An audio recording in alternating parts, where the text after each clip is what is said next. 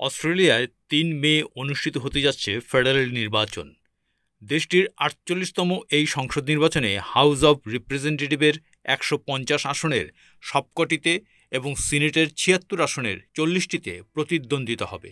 Sydney থেকে বার্তা সংস্থা এএফপি জানায়, প্রধানমন্ত্রী অ্যান্থনি আলবানিজের নেতৃত্বে বর্তমান লেবার পার্টি সরকার দ্বিতীয় মেয়াদে ক্ষমতায় আসার চেষ্টা করছে। অপরদিকে পিটার ডাটনের নেতৃত্বাধীন লিবারেল ন্যাশনাল কোয়ালিশন এক মেয়াদ বিরোধী দলে থাকার পর আবারও সরকার গঠনের চেষ্টা করছে। প্রতি ৩ বছর পর অস্ট্রেলিয়ার প্রধানমন্ত্রী একটি ফেডারেল নির্বাচন আহ্বান করেন।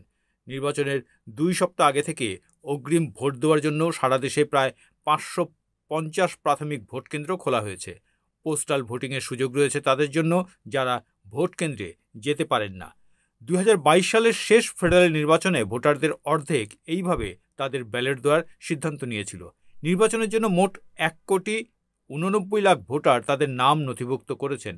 ১৮ বছর বা তার বেশি বয়সের সব অস্ট্রেলিয়ান নাগরিকের জন্য ভোট দেওয়া বাধ্যতামূলক। ভোট না দিলে ২০ অস্ট্রেলিয়ান ডলার বা ১৩ মার্কিন ডলার জরিমানা দিতে হয়। এই কারণে নির্বাচনে ৯০%-এরও বেশি ভোটার অংশ নেন। সাম্প্রতিক জরিপগুলো আলবানিজের বামপন্থী লেবার পার্টিকে ২ দলীয় পছন্দের ভিত্তিতে রক্ষণশীল বিরোধী দলের চেয়ে সামান্য এগিয়ে থাকার ইঙ্গিত দিয়েছে। জীবনযাত্রার ব্যয় ও ট্রাম্পের শুল্ক আরোপের চ্যালেঞ্জ মোকাবেলার বিষয়টি জরিপকে প্রভাবিত করেছে। অপরদিকে ডাটন অস্ট্রেলিয়ায় অভিবাসী কমানো, অপরাধ দমন এবং পারমাণবিক শক্তির ওপর দীর্ঘস্থায়ী নিষেধাজ্ঞা প্রত্যাহার করতে চান। ভোটাভুটি নিয়ে কোনো জটিলতা না হলে শনিবার রাতেই ফলাফল আসতে পারে।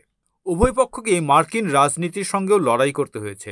৬ সপ্তাহের নির্বাচনী প্রচারণা শুরু হতে না হতেই মার্কিন প্রেসিডেন্ট ডোনাল্ড ট্রাম্প অস্ট্রেলিয়ার ওপর ১০% শুল্ক আরোপ করে তার বাণিজ্য শুল্ক ঘোষণা করেন।